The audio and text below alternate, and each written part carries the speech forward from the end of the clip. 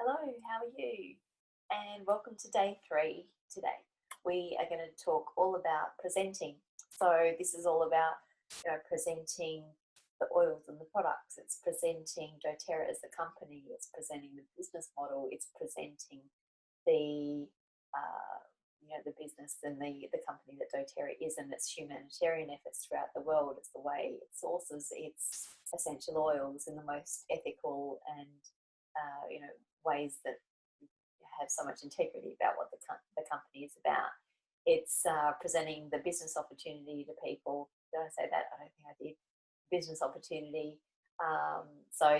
There's so many different elements of presenting. It could be presenting one-on-one. It could be presenting to a group.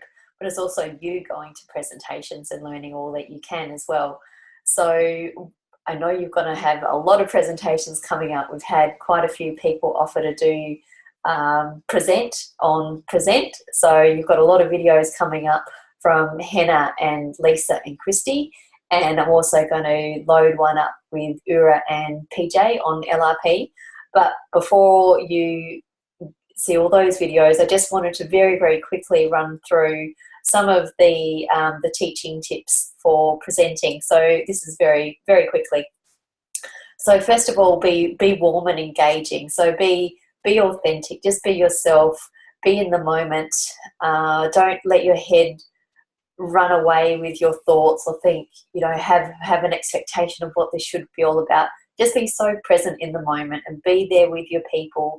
Take a big breath. One of the techniques in Women's Speak is just come back to you, come back to your body. So one technique is, I'll just quickly share with you, is the caress of the breath. So this can take just a moment. Just take one moment. Take a breath in and just find one area in your body which might be holding some tension, and just take your breath there and allow for the breath to just caress that particular space. So just having that moment to connect with yourself and connect with your body, and not just being carried away in your mind and all your thoughts. It just grounds you and it connects you back down. So that can just take a moment, and it can really center yourself before presenting. So be warm and engaging. Use your body language. So three quarters of communication is non-verbal. So people can feel even what you're thinking, what your intention is. So be very clear on what your intention is. Don't have the intention, oh my God, this is the end of the month and I've got to get so many enrollments to get over the line, and I've got to get my rank. And people can feel that kind of attachment, and they can feel that desperation. So let all of that wash away and allow yourself to have a bit of fun with this. Connect, like, why do I love doTERRA? Why am I doing this? So three quarters of communication is non-verbal. So be mindful of your own feelings, be mindful of your own energy levels and what you might be projecting out there.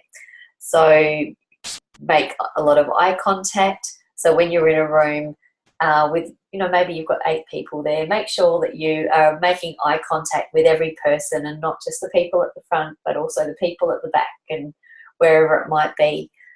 So make eye contact. Use open hand gestures. So using your hands a lot is a really good idea. Go this way if you're walking. If you're on your feet, walk a little bit this way and walk a little bit that way, and take up your space and provide lots of, hand movements and indicate, out of the 10 oils that I'm going to show you. The first one today is peppermint. Whatever it is, just be animated. Use your hands, walk around. We allow for your body to communicate what you mean.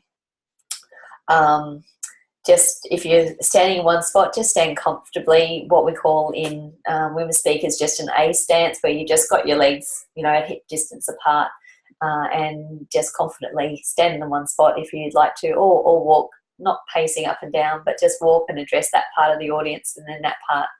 So definitely, connect with your audience. So one way to open up a class is to anchor into your why. Like, why are you doing this? What attracted you to doTERRA? Why do you continue with doTERRA? Why have you chosen to build this as a business? Why is it meaningful for you?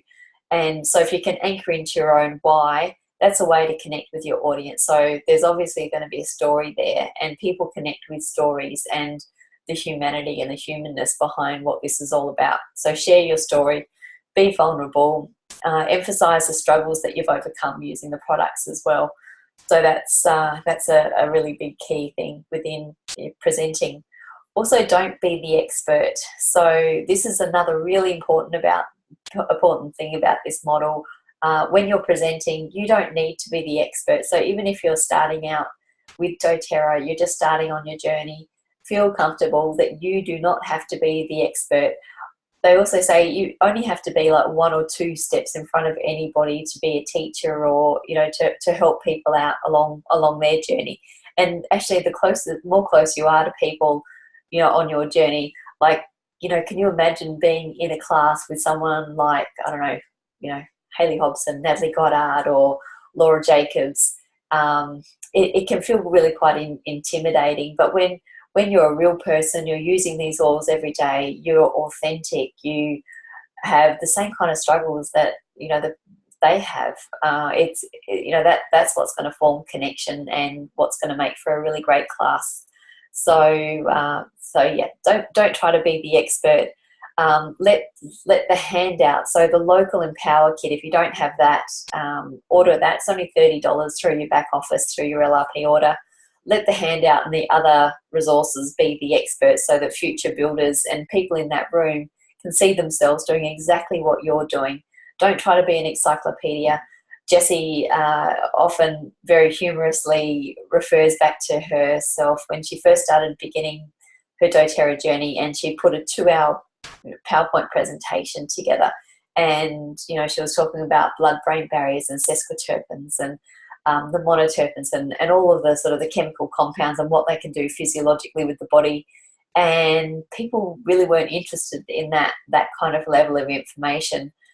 She actually put a lot more people off by doing that 2-hour presentation, putting all that effort into it. And when she just gave that up, and she just, grabbed the local Empower sheet and just read it, just didn't even take her eyes off of it, just sort of read it, just like connected every now and then. And that's when she got the most engagement, and people could actually see themselves doing that. So let the tools that have been really well crafted do the work for you. So let the handout and the other resources be the expert.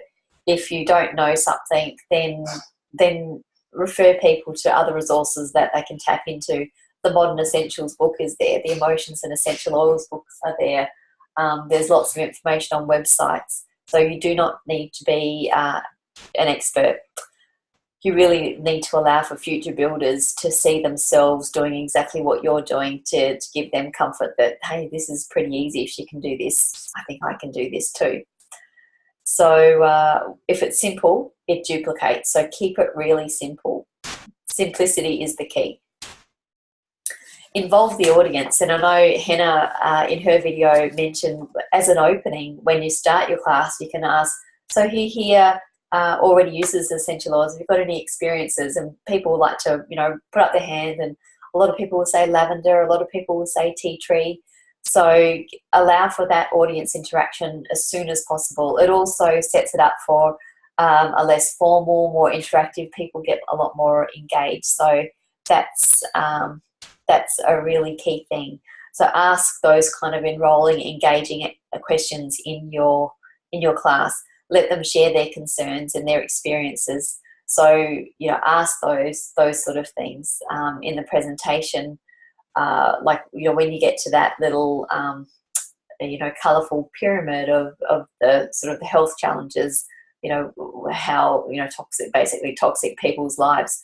At each of those little areas of that pyramid, down on the bottom right-hand side of that local empowerment sheet, from the kit, say, so where do you see yourself, along the lines, in terms of informed self-care? So do you like to go to the doctor straight away for, different ailments, or do you like to have some natural remedies at home that can help you?